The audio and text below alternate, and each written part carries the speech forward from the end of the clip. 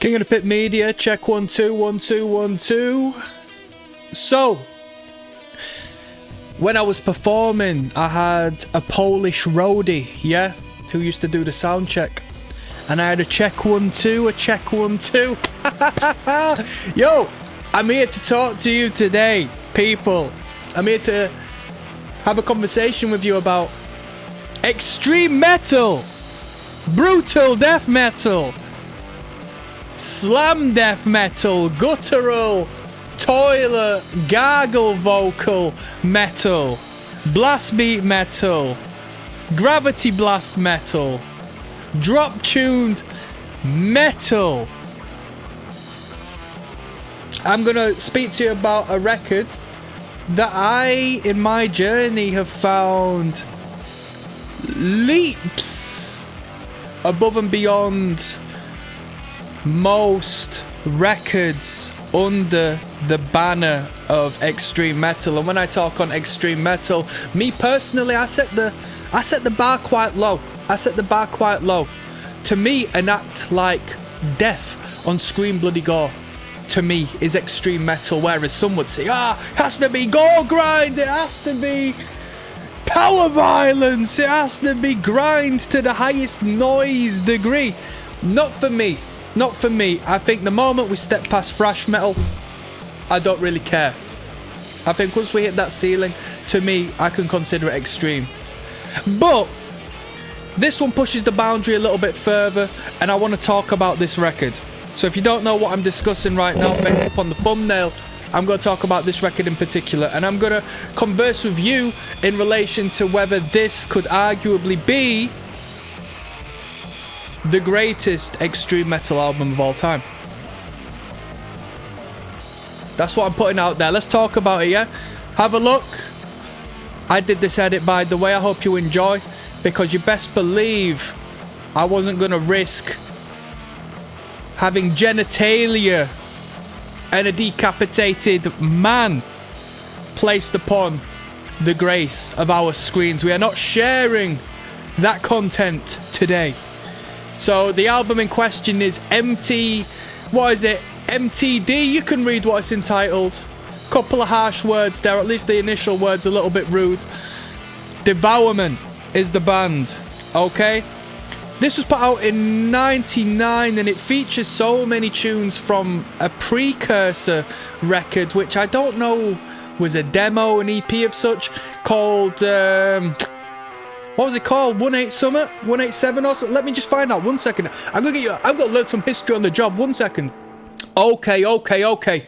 This album we're discussing is the debut. 138, the album I was referencing, was a compilation record put out a year after, which probably featured a couple of demo bits and so much of the material on this record. Alright. With that being said, yes, when I was younger, in my teenage years, yeah, give me some credibility here, yeah, give me some credibility.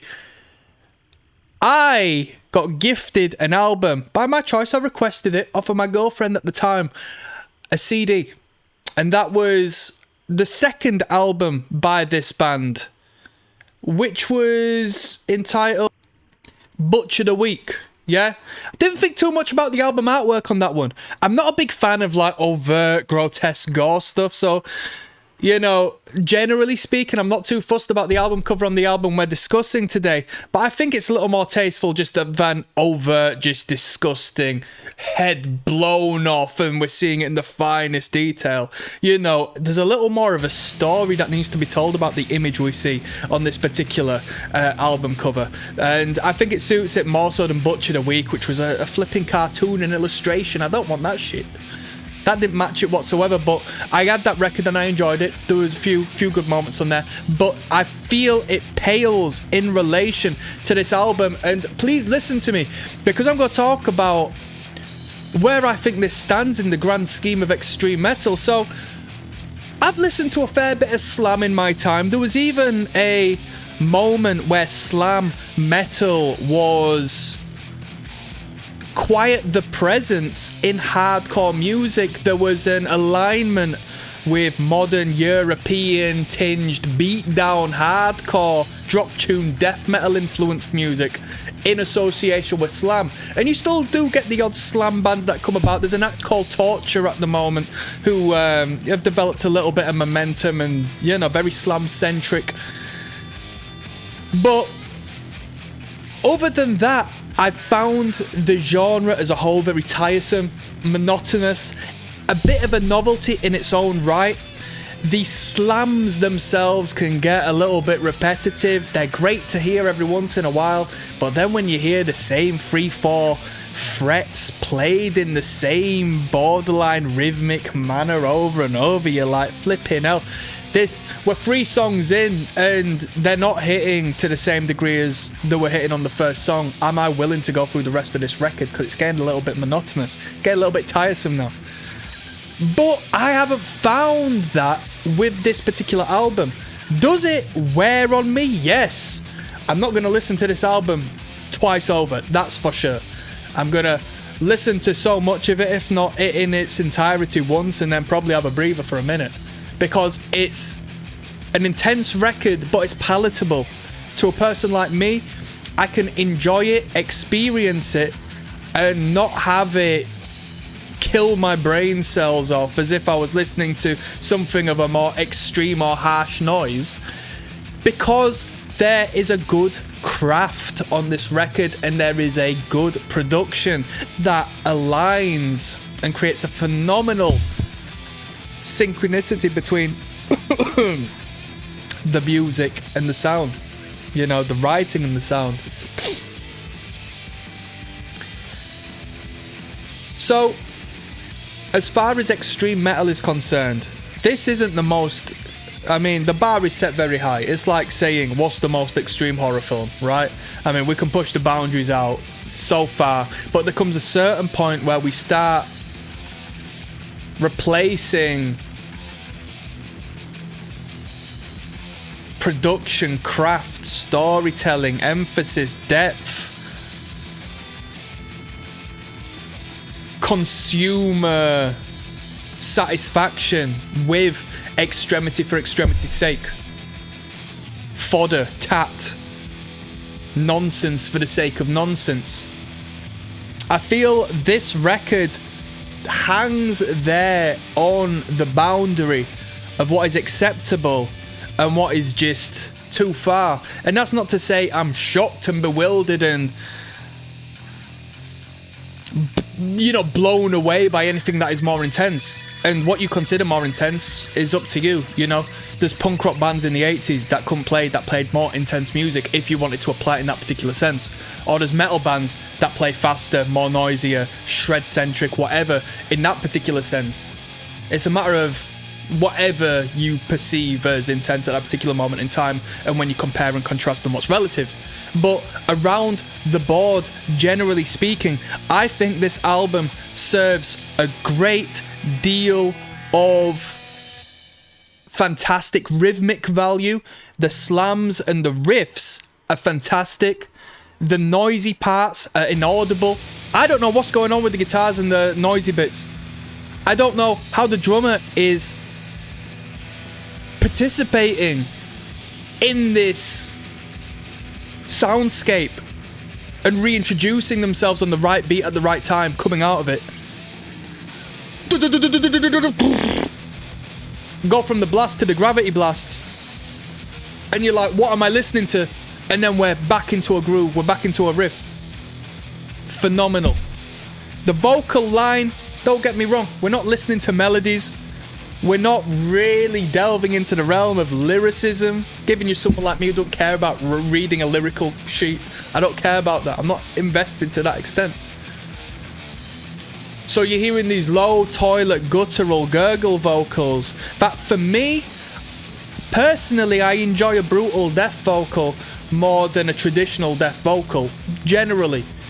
But it is a bit of a novelty, you know? When you rid of melody, when you rid of dynamics, when you rid of lyrical content or the coherency of lyrical content, you've only got like rhythm and a noise. And that could be given to one of the instrumentalists as opposed to the vocal line. So the vocal serves as an instrument, like a monotone instrument, as opposed to like an actual full-fledged, full-spectrum voice and vocal line.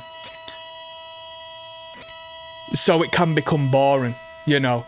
It's like listening to a full instrumental, if you were to consider it in that particular means. And I'm not in the market really for instrumentals. I want to hear a vocal line that I can communicate with. But the vocals are guttle, gurgle, borderline cricket chirps at times. And it doesn't err too far into the realm of insanity, where you will get these Brutal Death records and it's like, it's crazy. The vocals on this record border on ASMR for me from time to time. The vibration and the pitch and the rumble of the vocal verge on quite pleasing to the ears from time to time, especially when we're riffing on a nice groove. But we've got 8 tracks, and as we know, on these albums, the best albums of all time, from now until forever, 8 songs is what you need. 10, you're overcompensating. 7, what are you, a prog band? There's got to be a reason why you're only doing 7. 8, perfect. 35 minutes long, perfect. We only need 30 minutes. That's it. If you're going to be intense, get it out of there. 30 minutes. We listen to a Nasum record, Nasum, whatever they're called. Grindcore band. We listen to about 40 tracks on a record at like 50 minutes. Whoa! Way too much. I'm not listening to Pink Floyd here. I don't need to listen to that much extreme metal. It's boring. It gets boring fast. As fans of metal music, can we not agree that too much of a good thing gets boring fast? So, 8 tracks. Well composed, in my personal opinion. And this album, I believe, comes with a great maturity. It sounds both behind its time and ahead of its time. For this album to be put out in 99, it seems like an early 90s record from aesthetic and production value, but it seems ahead of its time as far as the intensity and the extremity is concerned. It's a great enigmatic soundscape that I think is absolutely phenomenal. I think it's engaging. I think it's a fantastic, pure definition of metal that I would put forth to the same degree as I would put forth the classics. I would say this is definitely within the categorization of metal for metalheads. We're not really putting our fingers in too many pies. It's metal as hell. And as far as extreme metal is concerned, I think this really does epitomize the extent of extremity you can go without it becoming corny, without it being novelty, as we've discussed. I don't think this is a novelty record. I think there's a serious value to it. I think it's mature. I think too much gore, too much shock value is heavily problematic when it comes to extreme metal.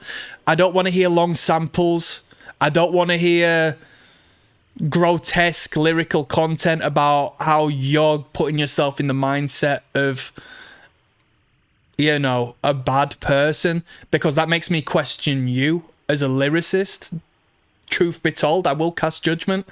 The fact I don't actually pay attention to the lyrics on this particular record probably aids in me enjoying this record, because if I was to read it, you know, given it wasn't put forth in a poetic sense, because it can be, when you got your Black Dahlia murders, when you got your Cannibal Corpses, and you got your writers who can put pen to paper and craft a little more of a poetic perspective on your horror and your gore, it becomes quite artful. But when it's just shocking for shock's sake, it's a bit like, you've not even shocked me, I'm just casting judgment on you, unfortunately, as an individual, as a human being, for you choosing this to be your expression of art. Why are you getting yourself in that headspace? It is what it is. So, There's a couple of quirky, edgy moments, don't get me wrong, throughout this and the discography, and obviously the artwork itself is edgy in itself. But me personally, I think the artwork aligns with the sound we're hearing, and I think the artwork, just as the sound, it just reaches the boundary and it doesn't go past it, but it exists on the highest echelon of what I deem acceptable in enjoyable extreme music. And it is what it is. And that's not to say, once again, to re-clarify as a disclaimer, I'm not afraid of music that goes on above and beyond that, or art as a general that goes above and beyond that. But I do believe it becomes a bit sweet like sugar from there on. It's a bit like, there's a bit of a distaste to how far you've gone here. You could have reeled it back a little bit more and it would have been a little bit more enjoyable across the board for me. But this record's great. I'm surprised that this band isn't overrated as far as I'm concerned within the realms of hardcore music, because it's incredibly ignorant, incredibly heavy. The low frequencies are fantastic. You know, the bassist isn't going out of his way to show off. The bassist is following the riff. The bassist knows what needs to be done. Normally you would say that was a cop-out, but on this particular sound, it's what we need. We don't want to hear no prog, experimental, bouncing all over the place bass. It's going to completely detract from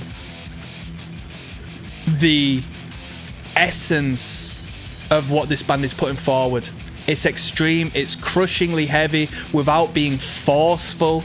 It's groovy and enjoyable in a rhythmic sense. It's consistent. It doesn't outstay its welcome. The brand as a whole at this particular moment in time, the way it was out in 99, through my particular perspective, what was out in 99? Top Loader, Dancing in the Moonlight when we hit the 2000s. That's 99 to me. Prince. And we got this. I think this is a great record.